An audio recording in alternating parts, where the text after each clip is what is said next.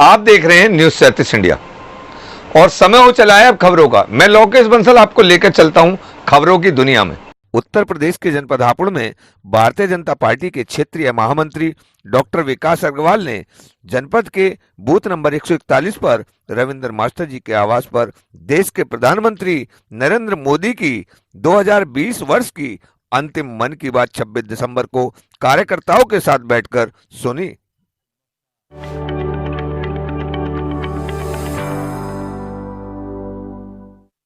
मेरे प्यारे देशवासियों, नमस्कार। आज 27 दिसंबर है। 4 दिन बाद ही 2021 की शुरुआत होने जा रही है। आज की मन की बात एक प्रकार से 2020 की आखिरी मन की बात है। अगली मन की बात 2021 में प्रारंभ होगी। साथियों, मेरे सामने आपकी लिखी ढेर सारी चिट्ठियां हैं। माईगॉव पर जो आप सुझाव भेजते हैं वो भी मेरे सामने हैं। कितने ही लोगों ने फोन करके अपनी बात बताई है। ज्यादातर संदेशों में बीते हुए वर्ष के अनुभव और 2021 से जुड़े संकल्प है। कोल्हापुर से अंजलि जी ने लिखा है कि नए साल पर हम दूसरों को बधाई देते हैं, शुभकामनाएं देते हैं, तो इस बार हम एक नया काम करें। क्यों न हम अपने देश को बधाई दें, देश को भी शुभकामनाएं दें। अंजलि जी, वाकई बहुत ही अच्छा विचार है।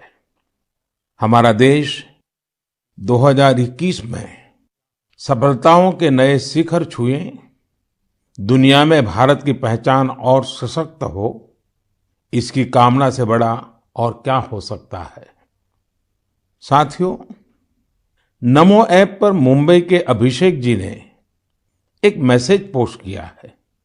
उन्होंने लिखा है कि 2020 ने जो दिखा दिया, जो सिखा दिया, वो कभी सोचा ही नहीं था। कोरोना से जुड़ी तमाम बातें उन्होंने लिखी हैं।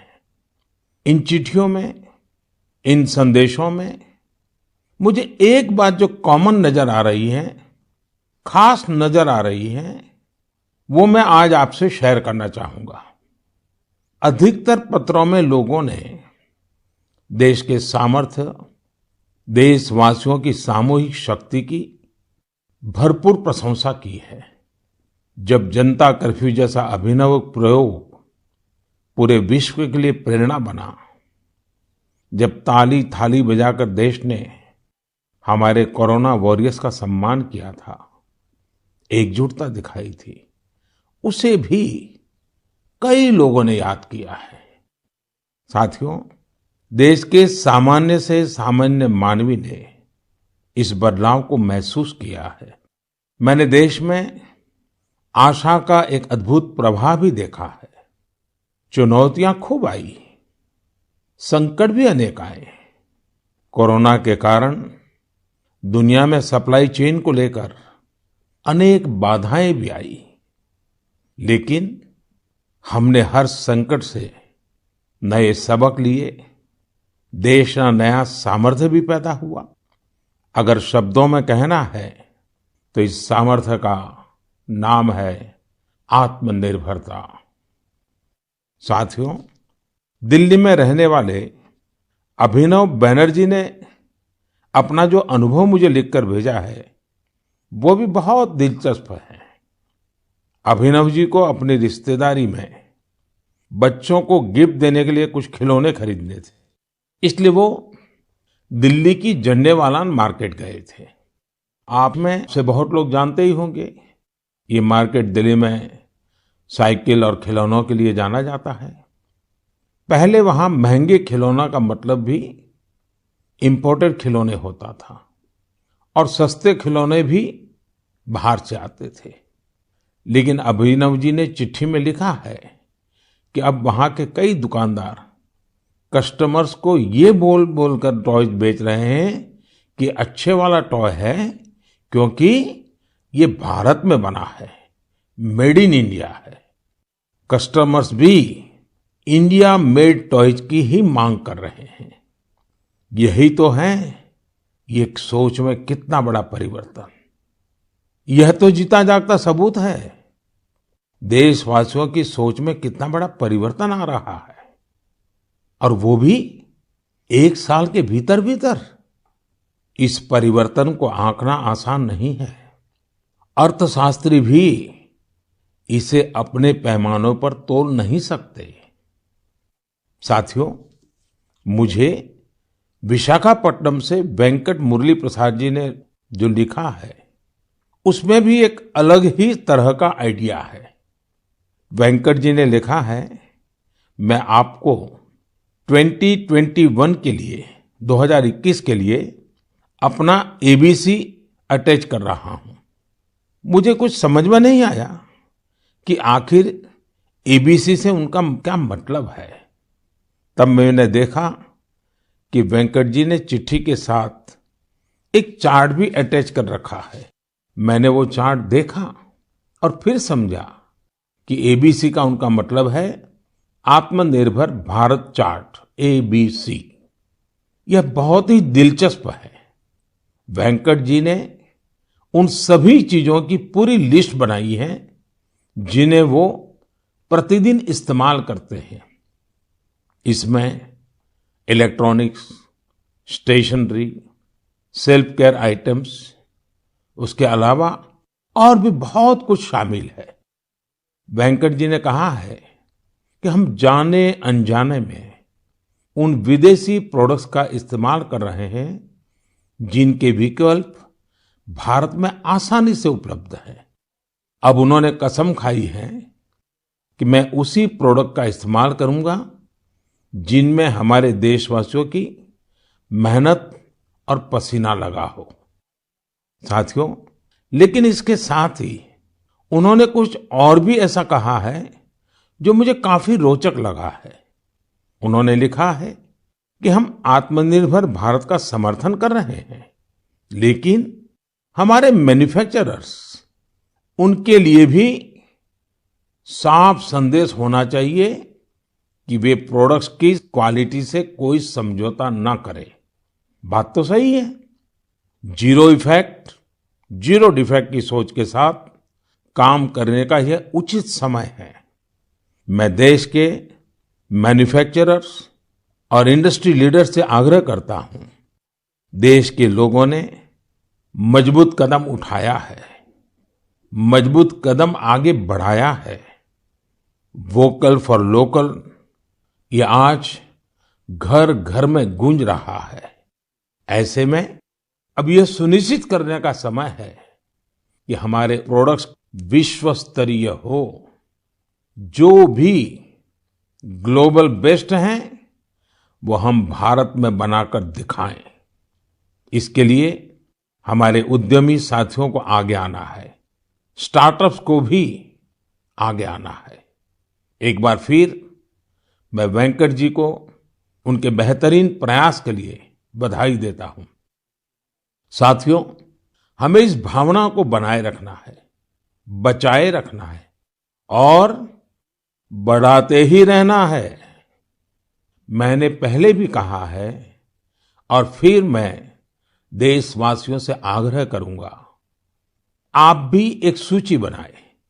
दिन भर हम जो चीजें काम में लेते हैं उन सभी चीजों की विवेचना करें और ये देखें कि अनजाने में कौन सी विदेश में बनी चीजों ने हमारे जीवन में प्रवेश कर लिया है, एक प्रकार से हमें बंदी बना दिया है।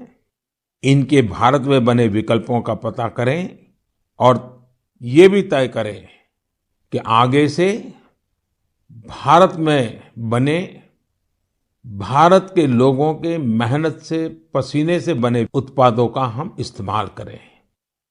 आप हर साल न्यू ईयर रिजोल्यूशन लेते हैं। इस बार एक रिजोल्यूशन अपने देश के लिए भी जरूर लेना है। मेरे प्यारे देशवासियों, हमारे देश में आतताइयों से, अत्याचारियों से देश की हजारों साल पुरानी संस्कृति, सभ्यता, हमारे रीति रिवाज को बचाने के लिए कितने बड़े बलिदान दिए गए हैं। आज उन्हें याद करने का भी दिन है। आज के ही दिन गुरु गोविंद सिंह जी के पुत्रों साहिबजादे जोरावर सिंह और फतेह सिंह को दीवार में जिंदा चुनवा दिया गया था। अत्याचारी चाहते थे कि साहिबजादे अपनी आस्था छोड़ दे, महान गुरु परंपरा की सीख छोड़ दे, लेकिन हमारे साहिबजादों ने इतनी कम उम्र में भी गजब का साहस दिखाया, इच्छा शक्ति दिखाई। दीवार में चुने जाते समय पत्थर लगते रहे, दीवार ऊंची होती रही, मौत सामने मंडरा रही थी, लेकिन फिर भी वो टस से मस नहीं हुए।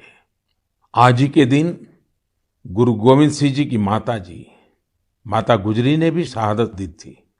करीब एक सप्ताह पहले श्री गुरु तेग बहादुर जी की भी शहादत का दिन था।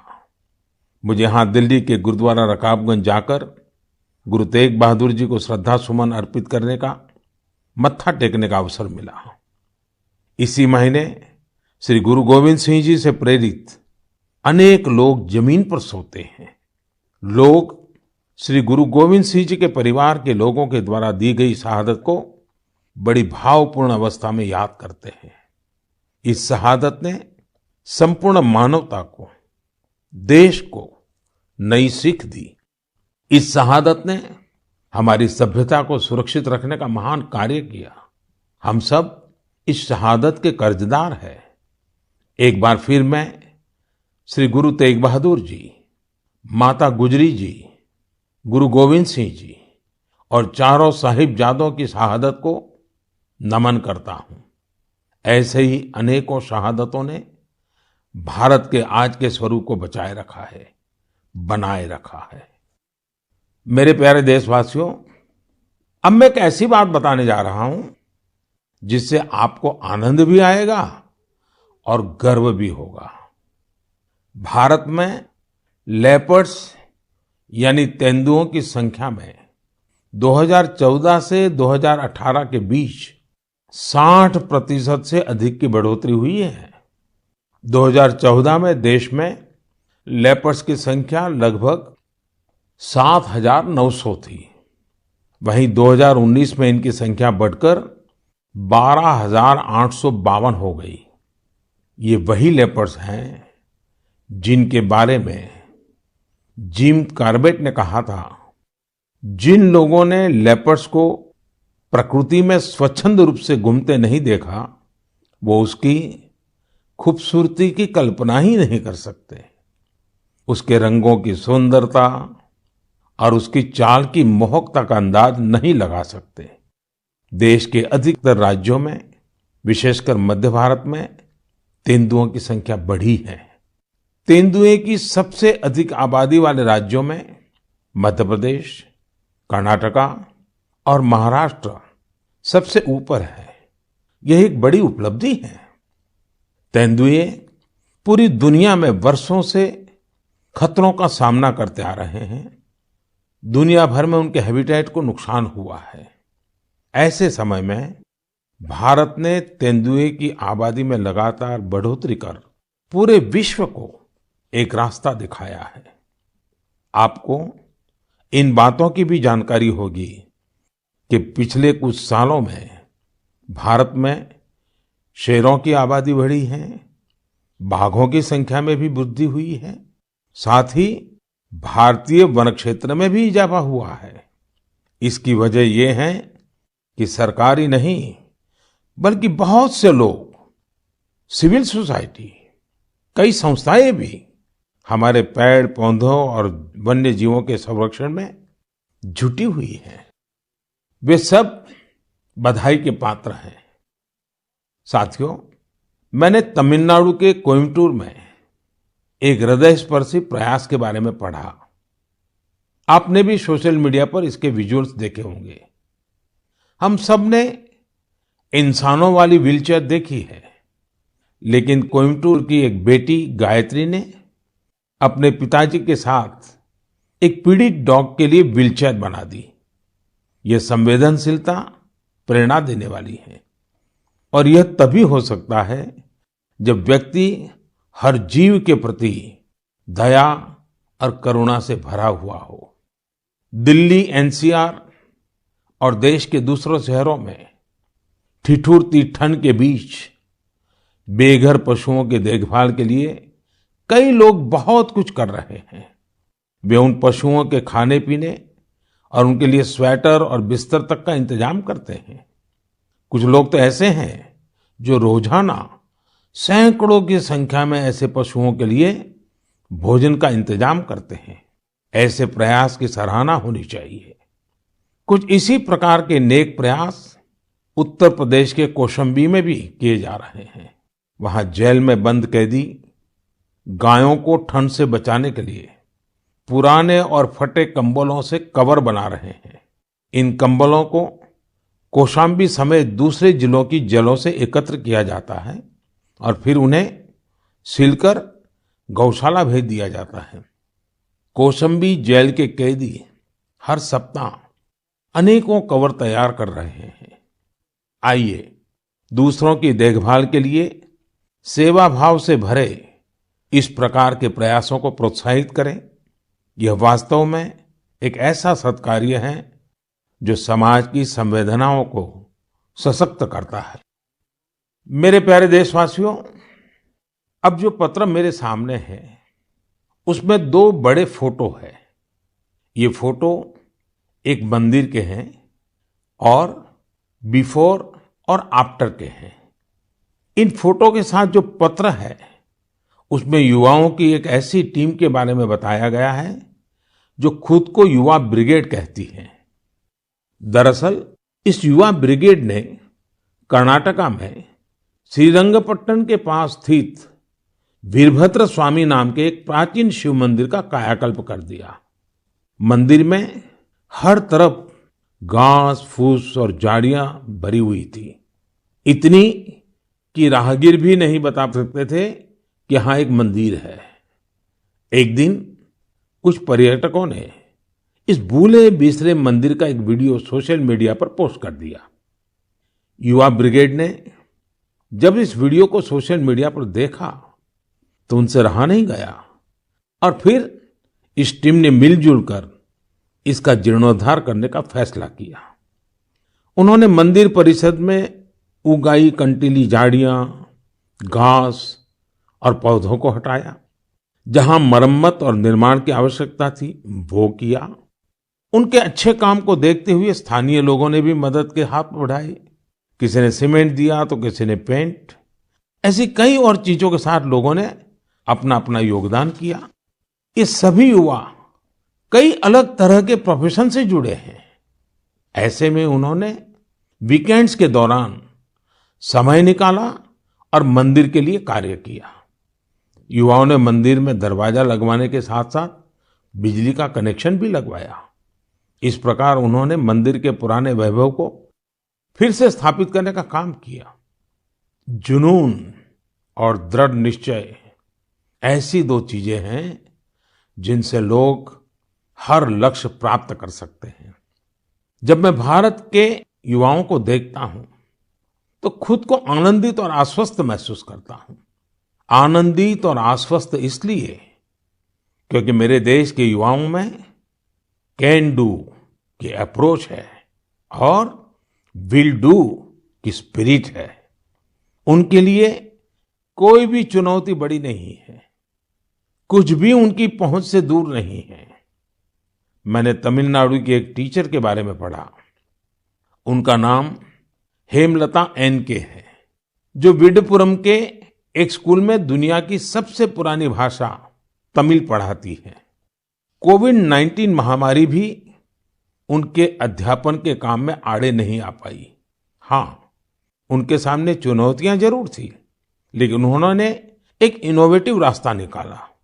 उन्होंने कोर्स के सभी 53 चैप्टर्स को रिकॉर्ड किया एनिमेटेड वीडियो तैयार किए और इन्हें एक पेन ड्राइव में लेकर अपने स्टूडेंट्स को बांट दिए। इससे उनके स्टूडेंट्स को बहुत मदद मिली। वो चैप्टर्स को विजुअली भी समझ पाए। इसके साथ ही वे अपने स्टूडेंट्स से टेलीफोन पर भी बात करती रही। इससे स्टूडेंट्स के लिए पढ़ाई काफी रोचक हो गई। देश भर में कोरोना के समय में टीचर्स ने जो इनोवेटिव तरीके अपनाए, जो कोर्स मटेरियल क्रिएटिविटी तैयार किया है, वो ऑनलाइन पढ़ाई के इस दौर में अमूल्य है।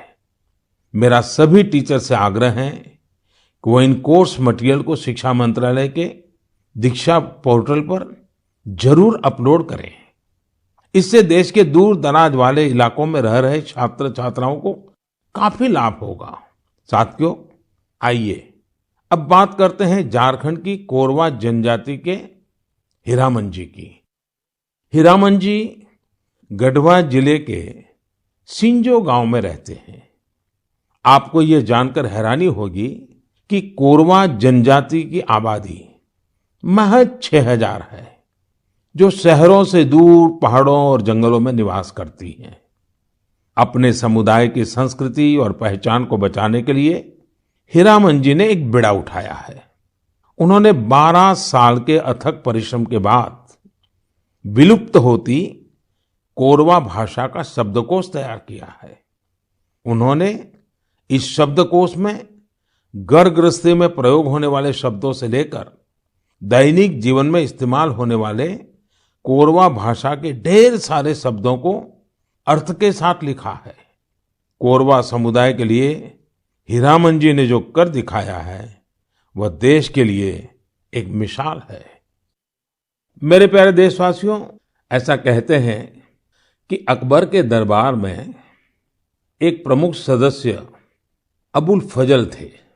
उन्होंने एक बार कश्मीर की यात्रा के बाद कहा था कि कश्मीर में एक ऐसा नजारा है जिसे देखकर चिड़चिड़े और गुस्से लोग भी खुशी से झूम उठेंगे। दरअसल वे कश्मीर में केसर के खेतों का उल्लेख कर रहे थे। केसर सदियों से कश्मीर से जुड़ा हुआ है। कश्मीरी केसर मुख्य रूप से पुलवामा, बडगाम और किश्तवाड़ जैसी जगहों पर उगाया जाता है। इसी साल मई में कश्मीरी केसर को जियोग्राफिकल इंडिकेशन टैग यानी जीआई टैग दिया गया। इसके जरिए हम कश्मीरी केसर को एक ग्लोबली पॉपुलर ब्रांड बनाना चाहते हैं। कश्मीरी केसर वैश्विक स्तर पर एक ऐसे मसाले के रूप में प्रसिद्ध है जिसके कई प्रकार के औषधीय गुण हैं। यह अत्यंत सुगंधित होता है, इसका रंग गाढ़ा होता है और इसके धागे लंबे व मोटे होते हैं, जो इसकी मेडिसिनल वैल्यू को बढ़ाते हैं।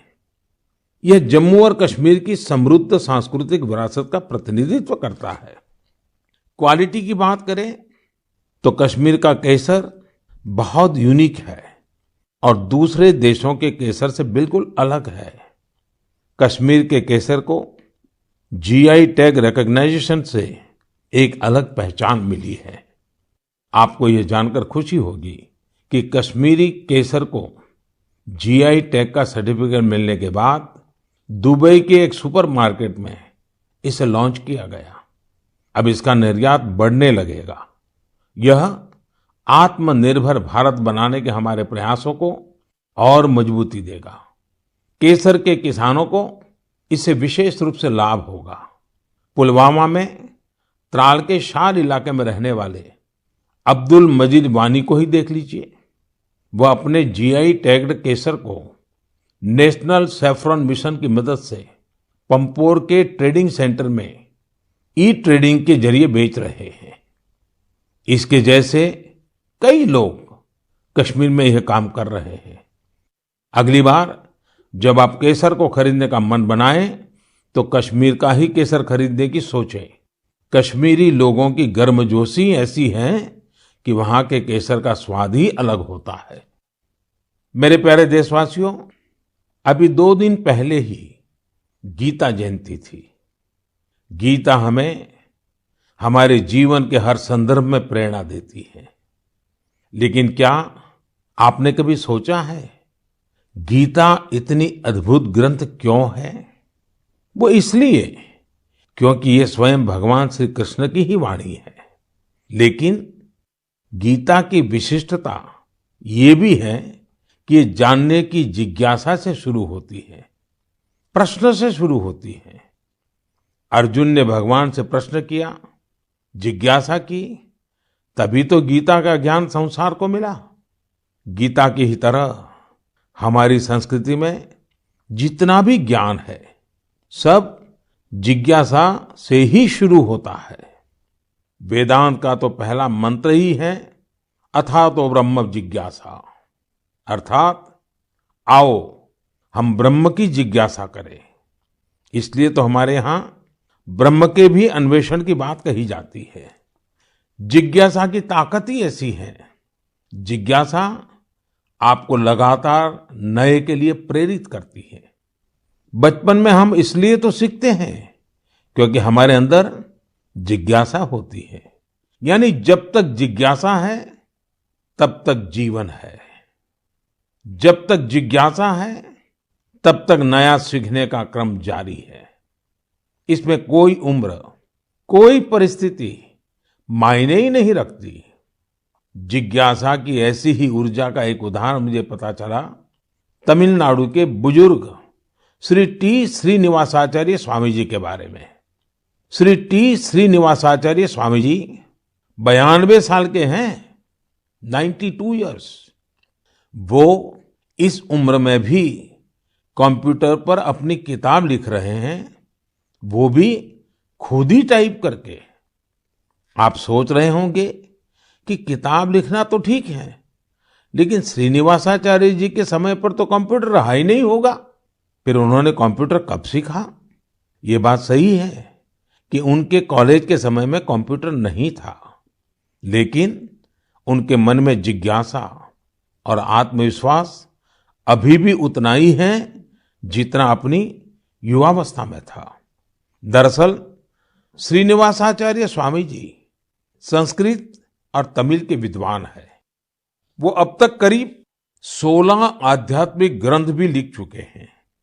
लेकिन कंप्यूटर आने के बाद उन्हें जब लगा कि अब तो किताब लिखने और प्रिंट होने का तरीका बदल गया है, तो उन्होंने 86 साल की उम्र में, 86 की उम्र में कंप्यूटर सीखा, अपने लिए जरूरी सॉफ्टवेयर सीखे। अब वो अपनी किताब पूरी कर रहे हैं। साथियों, श्री टी श्रीनिवासाचार्य स्वामी जी का जीवन इस बात का प्रत्यक्ष प्रमाण है कि जीवन तब तक ऊर्जा से भरा रहता है जब तक जीवन में जिज्ञासा नहीं मरती है, सीखने की चाह नहीं मरती है। इसलिए हमें कभी ये नहीं सोचना चाहिए कि हम पिछड़ गए, हम चूक गए, काश हम भी ये सीख लेते। हमें ये भी नहीं सोचना चाहिए कि हम नहीं सीख सकते या आगे नहीं बढ़ सकते। मेरे प्यारे देशवासियों, अभी हम जिज्ञासा से कुछ नया सीखने और करने की बात कर रहे थे। नए साल पर नए संकल्पों की भी बात कर रहे थे। लेकिन कुछ लोग ऐसे भी होते हैं जो लगातार कुछ न कुछ नया करते रहते हैं, नए नए संकल्पों को सिद्ध करते रहते हैं। आपने भी अपने जीवन में महसूस किया होगा, जब हम समाज के लिए कुछ करते हैं तो बहुत कुछ करने की ऊर्जा समाज हमें खुद ही देता है। सामान्य सी लगने वाली प्रेरणाओं से बहुत बड़े काम भी हो जाते हैं। ऐसे ही एक युवा है श्रीमान प्रदीप सांगवान। गुरुग्राम के प्रदीप सांगवान 2016 से हीलिंग हिमालय नाम से अभियान चला रहे हैं। वो अपनी टीम और वॉलंटियर्स के साथ हिमालय के अलग अलग इलाकों में जाते हैं और जो प्लास्टिक कचरा टूरिस्ट वहां छोड़कर आते हैं वो साफ करते हैं। प्रदीप जी अब तक हिमालय की अलग अलग टूरिस्ट लोकेशन से टनों प्लास्टिक साफ कर चुके हैं। इसी तरह कर्नाटका के एक युवा दंपति है, अनुदीप और मीनूषा। अनुदीप और मीनूषा ने अभी पिछले महीने नवंबर में ही शादी की है। शादी के बाद बहुत से युवा घूमने फिरने जाते हैं, लेकिन इन दोनों ने कुछ अलग किया। ये दोनों हमेशा देखते थे कि लोग अपने घर से बाहर घूमने तो जाते हैं, लेकिन जहां जाते हैं वहीं ढेर सारा कूड़ा कचरा छोड़कर आ जाते हैं। कर्नाटका के सोमेश्वर बीच पर भी यही स्थिति थी। अनुदीप और मिनूषा ने तय किया कि वो सोमेश्वर बीच पर लोग जो कचरा छोड़कर गए हैं उसे साफ करेंगे। दोनों पति पत्नी ने शादी के बाद अपना पहला संकल्प यही लिया। दोनों ने मिलकर समंदर तट का काफी कचरा साफ कर डाला। अनुदीप ने अपने इस संकल्प के बारे में सोशल मीडिया पर भी शेयर किया। फिर क्या था, उनकी इतनी शानदार सोच से प्रभावित होकर ढेर सारे युवा उनके साथ आकर जुड़ गए। आप जानकर हैरान रह जाएंगे, इन लोगों ने मिलकर सोमेश्वर बीच से 800 किलो से ज्यादा कचरा साफ किया है। साथियों, इन प्रयासों के बीच हमें ये भी सोचना है कि ये कचरा इन बीचीज पर, इन पहाड़ों पर पहुंचता कैसे है। आखिर हम में से ही कोई लोग ये कचरा वहां छोड़कर आते हैं। हमें प्रदीप और अनुदीप मिनूषा की तरह सफाई अभियान चलाना चाहिए, लेकिन उससे भी पहले हमें ये संकल्प भी लेना चाहिए कि हम कचरा फैलाएंगे ही नहीं। आखिर स्वच्छ भारत अभियान का भी तो पहला संकल्प यही है। हाँ, एक और बात मैं आपको याद दिलाना चाहता हूं।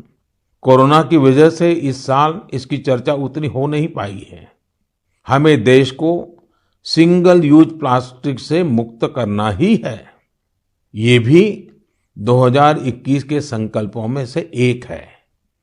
आखिर में मैं आपको नए वर्ष के लिए बहुत बहुत शुभकामनाएं देता हूं।